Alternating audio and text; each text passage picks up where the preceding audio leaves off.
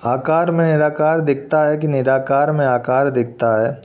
आकृति में सत्यता दिखती है कि आकृति में विकृति दिखती है। यह जरा अपने भीतर निहारना, गहरा चिंतन करना। आप गायत्री मंत्र का जप करते हैं तो कोई सांसारिक चीज़ें मांगते हैं कि बुद्धि पवित्र हो, ऐसी प्रार्थना करते हैं। पवित्र बुद्धि में ही आत्म साक्षात्कार की क्षमता आती है। गायत्री जपना या ना जपना यह कोई बड़ी बात नहीं। त्यागी होना या धनवान होना कोई बड़ी बात नहीं। हजारों धनवान भटकते हैं, लाखों निर्धन भटकते हैं, कई त्यागी घूमते हैं। मैं देख कर आया हूँ, दिल्ली में, बम्बई में, कलकत्ता में, अहमदाबाद में। देवी के आगे बलि चढ़ाने वाले भी भटकते हैं। मंदिरों में जाना कोई बड़ी बात नहीं। दूसरों के दुख देखकर आंसू बहाना कोई बड़ी बात नहीं। देवता होकर स्वर्ण के विमान में घूमना कोई बड़ी बात नहीं। स्वर्ग में अमृत पान करना कोई बड़ी बात नहीं। बड़ी बात तो तब है जहाँ में उसने बड़ी बात कर ली, जिसने अपने आप से मुलाकात कर ली। जिसने यह सबसे महान कार्य संपन्न कर लिया, उसके लिए सर्व खलविदम ब्रह्मा, व्यक्त अव्यक्त सब परमात्मा है। नाम रूप हटाने के लिए साधक को प्रारंभ में उपदेश दिया जाता है कि देह को बाधित करके भीतर जो है वह आत्मा है। भीतर ढूंढोगे तो और कुछ नहीं मिलेगा। भीतर बाहर एक ही तत्व है। पानी गर्म होकर वाष्प बन जाए या ठंडा होकर ठोस बर्फ बन जाए, तत्व रूप से वह पानी ही है। अलग अलग आकार वाले बर्तनों में पानी भर के फ्रिज में रख दो तो बर्फ़ की अलग अलग आकृतियां बन जाएंगी। कोई राजा होगा, कोई साहब होगा, कोई नौकर होगा, कोई गुड़िया होगी, कोई हाथी होगा, कोई घोड़ा होगा। पानी को यदि गर्म करो तो वह वाष्प बन जाएगा। ये अलग अलग खिलौने और वाष्प आखिर पानी ही तो हैं। तत्व घनीभूत हो गया है, अंततः उसमें परिवर्तन दिखता है। परिवर्तन माया है और जो वास्तविक है उसमें परिवर्तन नहीं होता। परिवर्तन अपरिवर्तन भी मन की दृष्टि से देखा जाता है। हमारा मन बदलता रहता है। हम जब अमनवी भाव को प्राप्त हो जाएं तो पता चले कि सत्य बदलता है नहीं और माया का खेल रुकता नहीं। मन इंद्रियों में आकर देखते हैं तो सब परिवर्तन दिखता है। स्वरूप में देखें तो कुछ नहीं। नित्य शुद्ध बुद्ध निर्मल आत्मसत्ता ज्यों की त्यों अपने आप में स्थित है। उसके लिए कुछ बोलना नहीं होता। मौन अपने आप में स्थित है, उसके लिए कुछ बोलना नहीं होता। मौन का मतलब वह सत्ता शून्य है, ऐसी बात नहीं। कुछ नहीं है का मतलब उसका कुछ बयान नहीं हो सकता। बयान करने के लिए उससे थोड़ा पृथक होना पड़ेगा, बाहर आना पड़ेगा। वह ऐसा तत्व है। इसलिए श्री उड़िया बाबा ने कहा, मैं सशरीर ब्रह्म हूँ। शास्त्र कहते हैं ब्रह्मविद ब्रह्मैव भवति। जब सब ब्रह्म है तब पूछ रहे हो साकार की उपासना करें कि निराकार की। घोड़े की भागदौड़ हाथ में लिए रथ पर बैठे श्याम सुंदर की उपासना करें कि उनके अंदर जो आत्मा है उसकी उपासना करें, उसको भगवान माने। भाई, जिसमें तेरी प्रीति हो उसको भगवान मान और उपासना कर। बुद्धि प्रधान है तो तत्व चिंतन कर, आत्मविचार कर और आनंदित हो जा। भाव प्रधान है ग्वाल और गोपियों जैसा हृदय तो नन्हे मुन्ने कृष्ण कृष्ण कन्हैया को निहार, उससे प्रीति कर। तेरी वृत्ति कन्हैयाकार बनेगी तो जगदाकार वृत्ति टूट जाएगी और आनंद आने लगेगा। अंतर्मुख होता जाएगा और धीरे धीरे निराकार ही छलकने लगेगा। एक ही बात है साकार निराकार की उपासना में। क्या उत्तम है, साकार उपासना की निराकार उपासना? आपके चिंतन की गहराई उत्तम है। जिस उपासना में आपका चित्त नितांत गहरा उतर सकता है वह उपासना आपके लिए उत्तम है। आप साइकिल पर जा रहे हैं तो प्रति घंटे 15 किलोमीटर की गति उत्तम है। कार में जा रहे हैं तो 60 किलोमीटर की गति उत्तम है। हवाई जहाज़ में जा रहे हैं तो 400 से 500 किलोमीटर की गति उत्तम है। आपके पास चित्त कैसा है, समझ कैसी है, वातावरण कैसा है, इस पर आपकी यात्रा निर्भर करती है। धन्ना जाट जैसा आदमी भी प्रभु को मिल सकता है। सबरी भीलन भी श्री राम से मिल सकती है। गोरा कुमार भी ईश्वर से मुलाकात कर सकता है। वालिया लुटेरा भी सतत्व को पा सकता है। अब कौन से साधन को माने? वालिया लुटेरा का मंत्र था मरा मरा मरा मरा और ध्रुव का मंत्र था ओम नमो भगवते वासुदेवाय। धन्ना जाट का क्या मंत्र था? पंडित गुरु ने भांग घोटने का सिलबट्टा शालिग्राम के रूप में धन्ना को देते हुए कहा था, नहा के नहलइयो खिला के खइयो। धन्ना जाट को भगवान की मूर्ति में पूर्ण श्रद्धा थी, पूरा भगवत भाव था। स्वयं स्नान करके भगवान को स्नान कराया, फिर भगवान नाम को भगवान को भोग लगाया। भगवान भोग लगा लें तो बाद में प्रसाद लेना होगा। अब मूर्ति का क्या भोग लगाएं? लेकिन धन्ना जाट के हृदय में कतई संदेह न था। गुरु ने जो कहा था उस पर उसका पूरा भरोसा था। वह बैठ गया निराहार। आखिर आ गया आत्मविलोपन के निर्णय पर। भगवान से बोला, अब आता है कि नहीं आता है? भगवान मूर्ति में से प्रकट हो गए। ऐसा मंत्र था धन्ना जाट का, उसके लिए वही उत्तम था।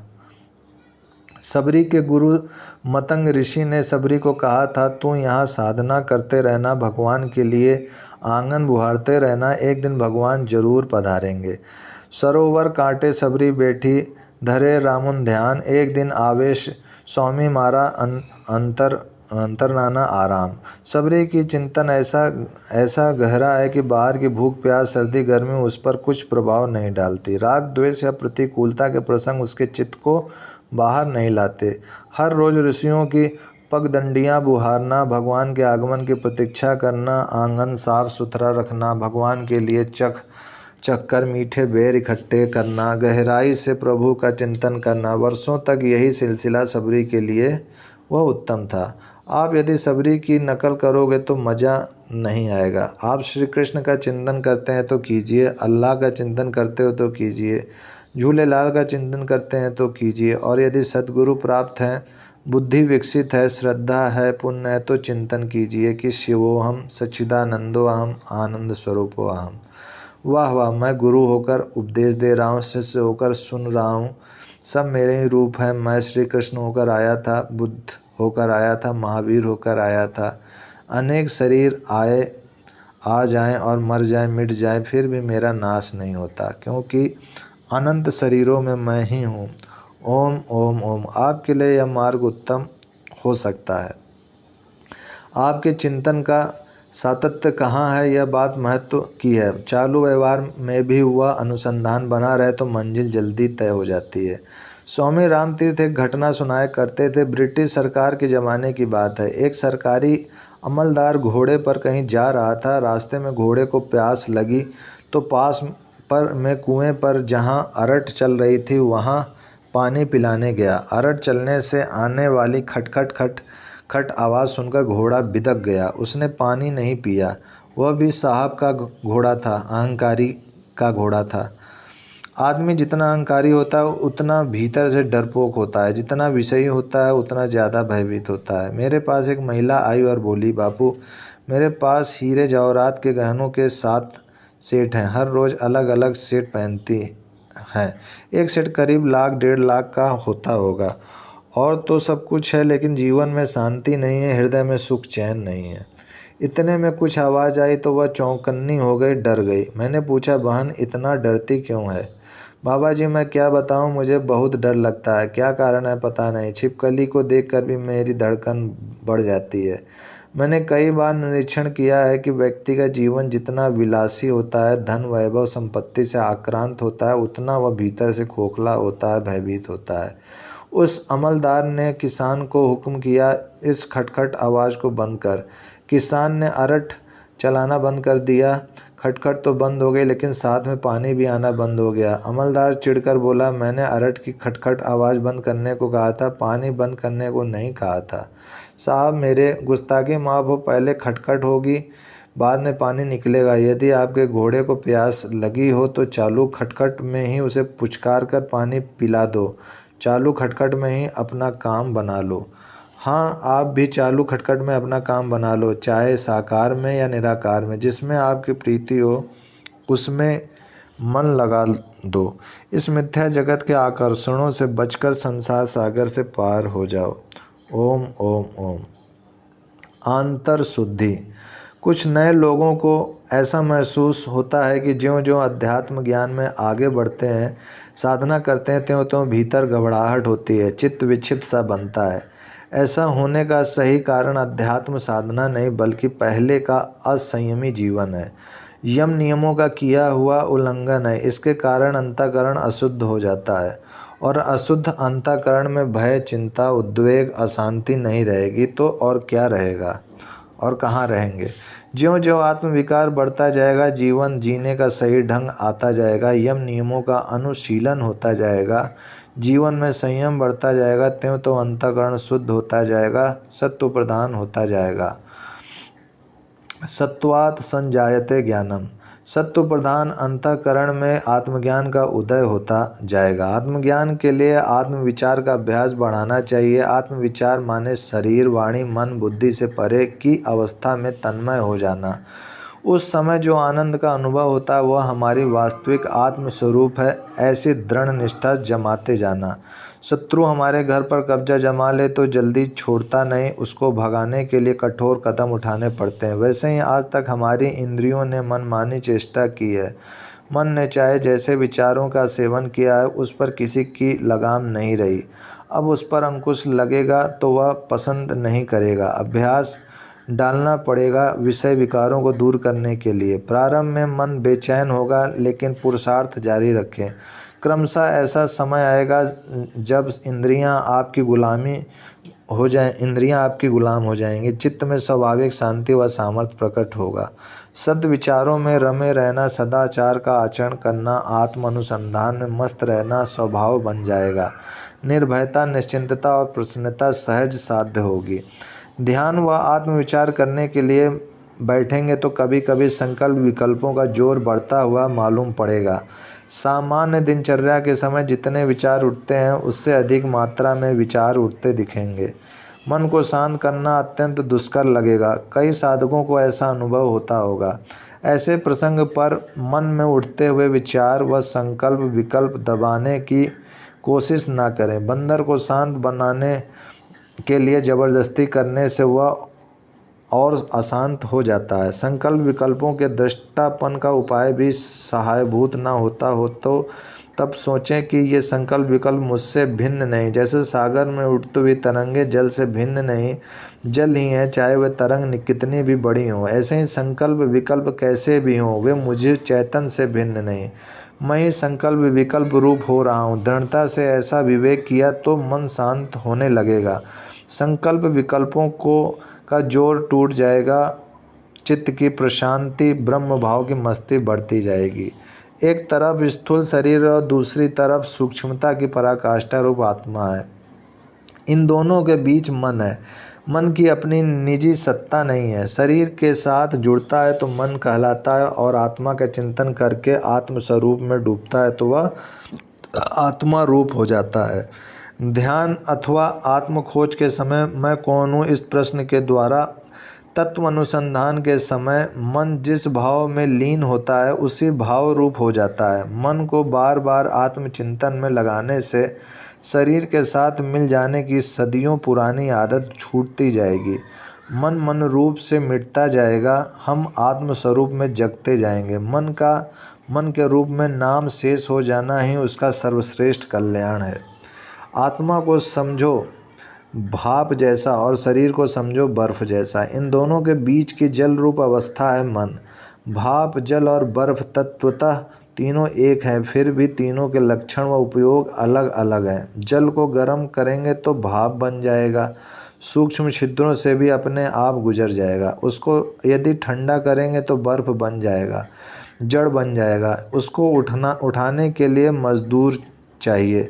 इसी प्रकार मन को आत्मचिंतन में लगाएंगे तो वह आत्माकार हो जाएगा और आनंद व मुक्ति का अनुभव करेगा। मन को शरीर के साथ जोड़कर मैं शरीर हूँ ऐसी सदियों पुरानी भ्रांत कल्पना को पुष्टि देंगे तो वह शरीर रूप भासेगा। शरीर के संबंधों को सत्य मानेंगे और दुखों की गहन खाई में गिरेगा। जन्म से ही मन को शरीर के साथ मिल जाने की आदत है। अभ्यास के बल से मन जब आत्मचिंतन करके आत्माकार होने लगेगा तब शरीर के साथ मिल जाने में उसे संकोच होगा। ऐसा संकोच होना ही वैराग्य है। छोटी से छोटी गलती की ओर भी लापरवाह ना रहो।